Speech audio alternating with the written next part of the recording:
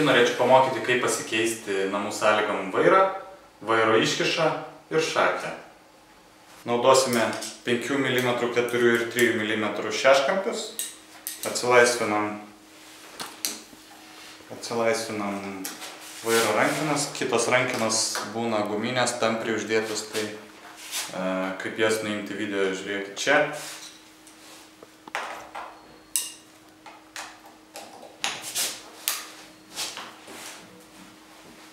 Atlaisvinam stabdžių rankenėlės, pavarų rankenėlės.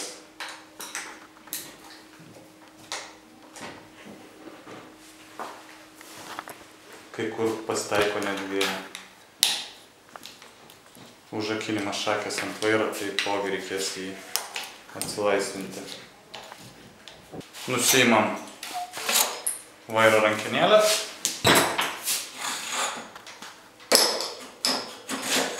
Stabdžių ir pavarų rankenėlės.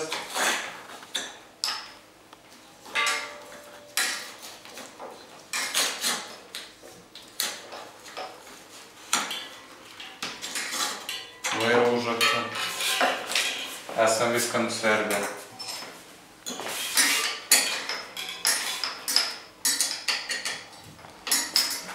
Atlaisvinam vairą nuo vairo iškišos.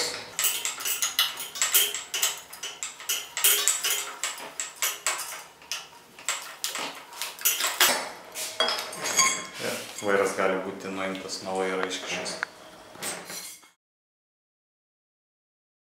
Pakeisti vairą reikia atsukti vėlgi varžtus vairo iškišos. Galima visiškai išsukti ir nusiims šitoji dalis nuo vairo iškišos skirs ir nusiimti detalės. Tai yra vairo rankenėlės ir pavarų ir stabdžių rankenėlė. Toliau, kad nusiimti vairo iškišą, reikės pirmą atlaisvinti vairo iškišą nuo šakės viršaus. Išsukam pilnai varžtą.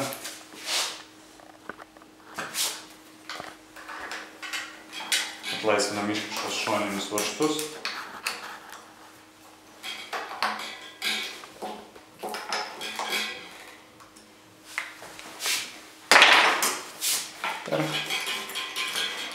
Iškiša nuimama nuo šakės. Paskui nuimam tarpinės nuo šakės. Yra veržiamoji kontrtarpinė. Ir išsiima, išsitraukia visą šakę. Ant kelioninio miesto tipo arba turistinių dviračių būna visai kitokio tipo iškišos. Tai jau galim keisti padėtį, tai yra iškelti arba nuleisti jų aukščiau, žemiau. Ir ant kai kurių netgi keisti kampą. Čia yra patogumo sumetimams tas. Tai jos visai kitaip nusiima. Kad nuimti vairą reikia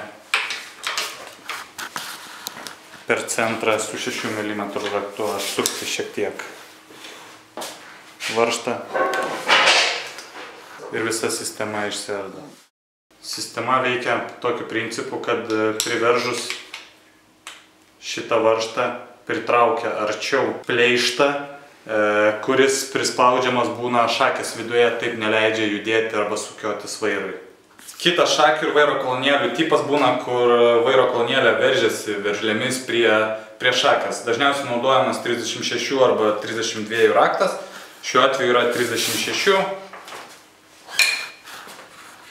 Atlaisvinam ir nusukam viršutinę veržlę.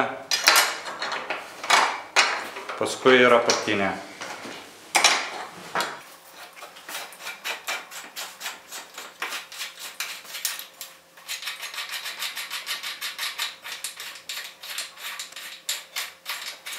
Nusukę matome, kad yra konusas. Patikrinam, ar jis nėra susidėlęs, susidėvėjęs, kadangi švarus ir neišdaužytas, tai vairo kolonėlę naudosim tą pačią, pakeisim tik tai goliukus. Ištraukę šakę matome kitą įvorę įkaltą, įstatytą į rėmą ir yra po čia dar vieną komplektą komplektą goliukų su konusu, kurį patikrinus vėlgi jis visiškai sveikas, dėl to jo keisti neteks. Pakeisim tik goliukus. Renkant atgal šakę, dedant į vietą arba keičiant goliukus arba vairo kolonėlę, svarbu teisingai sudėti goliukus. Goliukai turi žiūrėti į įvorės pusę.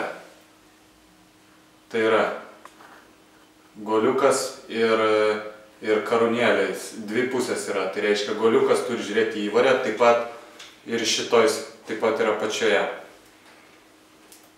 Įstatome goliukus atgal į savo vietą. Patikrinam, ar tikrai gerai įsistatė. Tuomet galime sukti veržles su konusu, kurių pagalba atreguliuosime, kad neklibėtų goliukai, gerai suktųsi ir nestriktų sukiojant vairą.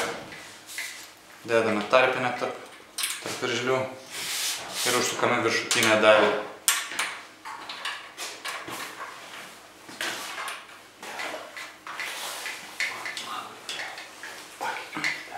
Vairo kolonėlės veržiamos ir reguliuojamos yra viena veržlė su kita yra suveržiamos.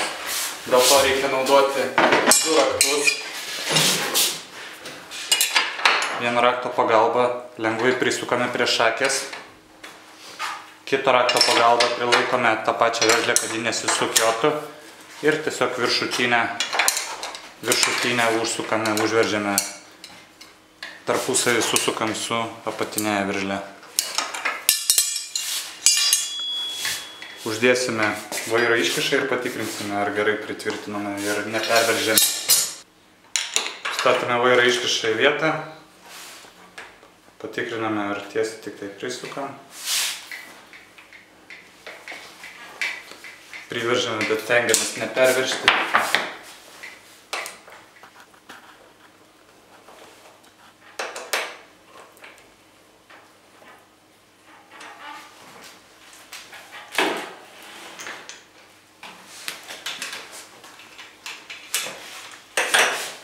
Paskui montuojame vairą į savo vietą.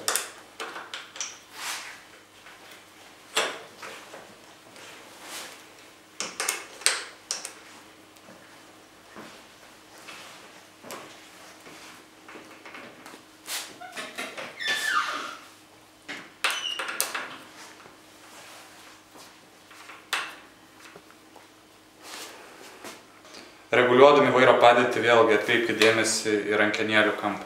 Minėjau, jog 45 laipsnių kampas turi būti.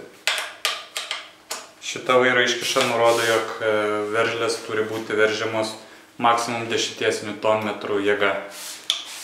Tie, kurie naudoja įrankius, svarbu atkreipti dėmesį, kurie nenaudoja, labai svarbu yra neperveržti varžtų. Tikriname, truputį klyba goliukai.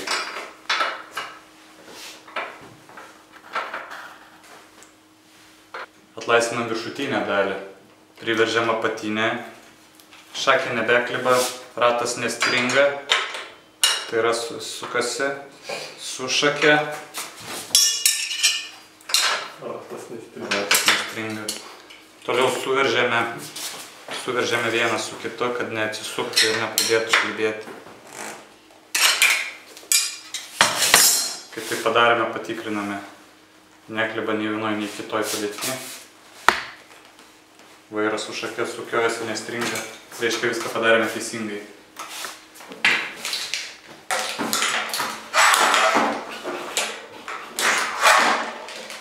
Įstatome šakę atgal į savo vietą. Yra goliavietai, skirta speciali kontra, kur su iškišos pagalba paskui veržiant galima reguliuoti goliukų klibėjimą, kad klibėtų arba ne.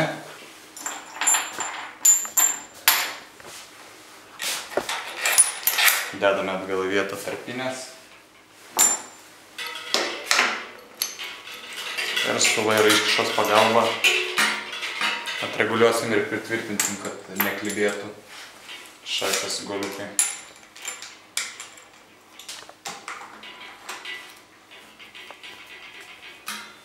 Šiek tiek užvertame.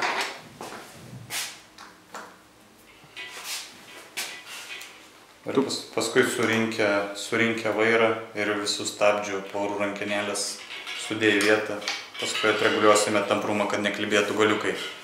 Vairą iškiša kai jau vietoje, montuojame atgal vairą. Šiek tiek pritvirtinsime. Toliau montuojame elementus priklausančius į savo vietą. Tai yra stabdžių ir pavarų rankenėlės.